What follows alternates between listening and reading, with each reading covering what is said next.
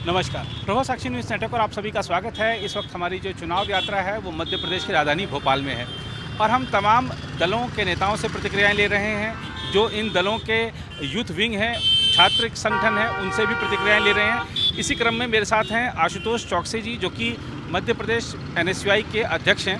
आशुतोष जी, आपका प्रभा साक्षी पर बहुत बहुत स्वागत है। अभी जो चुनावी माहौल है उसमें ख़ास तौर पे किसी भी दल के लिए उसका जो युवा संगठन है, छात्र संगठन है, उसकी एक बड़ी भूमिका है। मध्य प्रदेश में 29 सीटों पर लोकसभा चुनाव हो रहा है, तो NSUI ऐसा क्या कर रही है कि 29 सीटों पर मध्य प्रदेश कांग्रेस के उम्मीदवारों की विजय सुनिश्चित हो? देखिए, जो कांग्रेस का न्याय पत्र है, जो मैनिफेस्टो है, उस मैनिफेस्टो में छात्रों के और युवाओं पर जो है बहुत फोकस किया गया है। निश्चित तौर पर आप उसमें देखेंगे तो भर्ती भरोसा जो है हम लोगों ने प्रॉमिस किया है, जिसमें जैसे ही डिग्री किसी भी छात्र की होती है कंप्लीट, उसके तुरंत बाद उसको जो है पक्की नौकरी देने का एक 8,500 रुपये महीने, 1 लाख रुपए साल का देने का हम लोगों ने वादा करा है।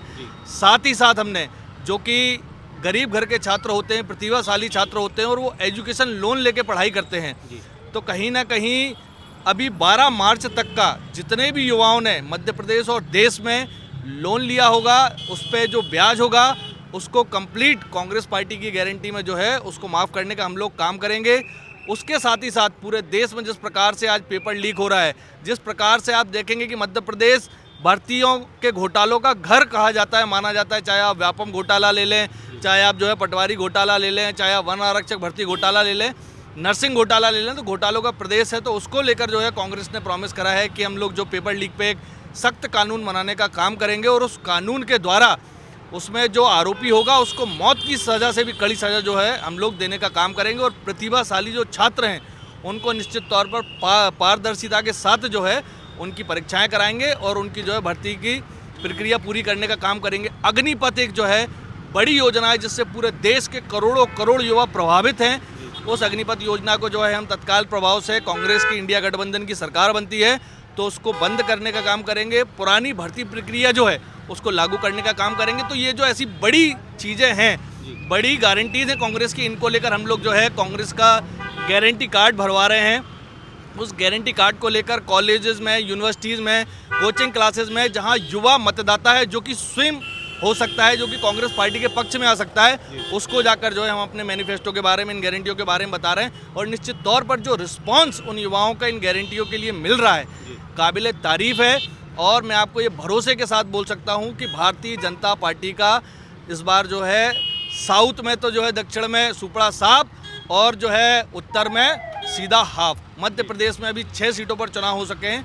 मैं 4 सीटों की गारंटी आपसे आपके चैनल के माध्यम से लेता हूं कि 4 सीटें कांग्रेस पार्टी जीत रही है। जी, और आप कहने बताया कि आप अपने जो न्याय पत्र को लेकर युवाओं के बीच में जा रहे हैं, तो खास तौर पर जो फर्स्ट टाइम वोटर है उस पर सभी लोग ध्यान दे रहे हैं, सभी लोग आकर्षित करना चाह रहे हैं।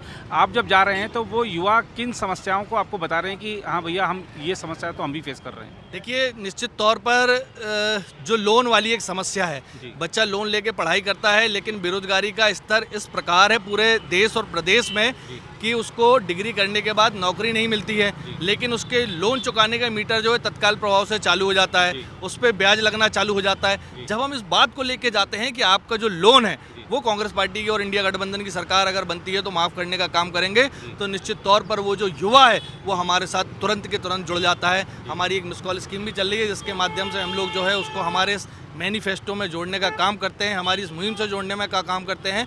अग्निपथ योजना जिसमें लाखों करोड़ों युवा जो है आज परेशान है और जो ना सिर्फ सेना में पैसे के लिए जाता था बल्कि अपने दिल में बसी देशभक्ति के लिए जाता था, आज उसको 4 साल की नौकरी में आपने जो है लाकर प्राइवेट नौकरी बना दी है। उसको ना आप शहीद का दर्जा दे रहे हैं, उसको ना कोई जो पेंशन स्कीम मिलती थी वो दे रहे हैं, ना स्वास्थ्य बीमा की कोई स्कीम दे रहे हैं।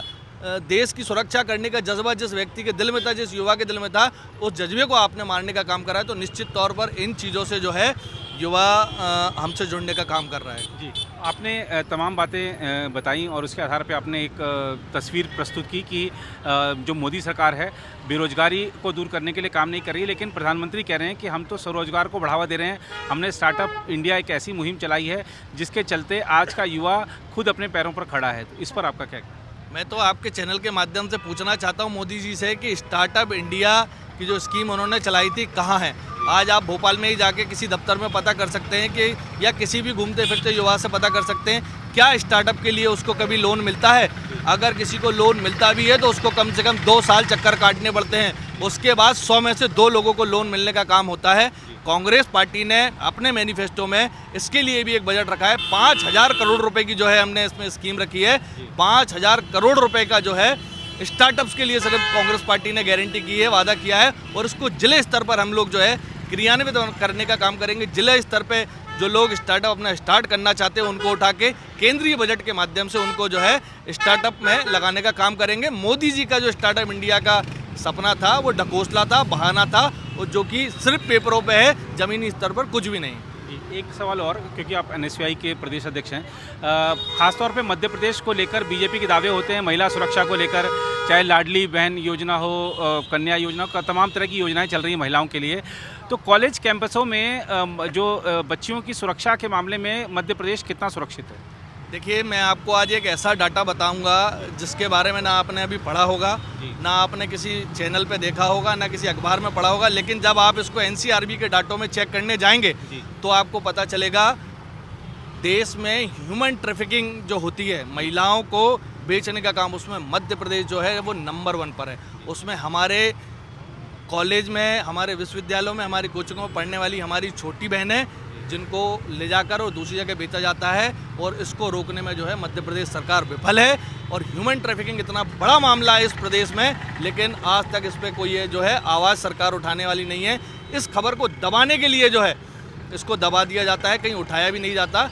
आप देखेंगे कि जिस प्रकार से लगातार महिलाओं के साथ अत्याचार होते हैं, आपने उज्जैन वाली घटना सुनी होगी, एक जो हमारी बहन थी वो नग्न अवस्था में 1.5-2 किलोमीटर तक घूमती रही, लेकिन और वो हमारे तत्कालीन मुख्यमंत्री का गृह क्षेत्र होने के बावजूद भी वहाँ पर उसको कोई देखने वाला नहीं था। तो ऐसी अनेकों समस्याएं मध्य प्रदेश में महिला सुरक्षा को लेकर है। महिलाओं के साथ यहाँ आए दिन बलात्कार होते हैं, कई रजिस्टर्ड होते हैं, कई तो दबा दिए जाते हैं, और मध्य प्रदेश जो है बलात्कार में भी नंबर 1 पर है। बहुत धन्यवाद चोकसे जी, आपने बड़ी प्रखरता के साथ मुद्दों को रखा है, और युवाओं से संबंधित मुद्दों को लेकर इन्होंने जो आंकड़े दिए हैं वो ज़रूर चिंताजनक हैं। देखना होगा कि सरकार उनका क्या समाधान करती है, और जब नई सरकार बनेगी, अगर इंडिया गठबंधन की सरकार बनती है, तो ये अपने वादों पर कितने खरे उतरते हैं ये भी वक्त बताएगा। फिलहाल इस रिपोर्ट में इतना ही। कैमरामैन निहाल सिंह के साथ मैं नीरज कुमार दुबे, मध्य प्रदेश की राजधानी भोपाल से, प्रभात साक्षी न्यूज़ नेटवर्क के लिए। अगर आप भी लेना चाहते हैं देश दुनिया की तमाम जानकारी, तो आज ही सब्सक्राइब करें हमारे चैनल को। साथ ही नीचे दिए बेल आइकन को जरूर दबाएं ताकि हर अपडेट आप तक पहुंच सके।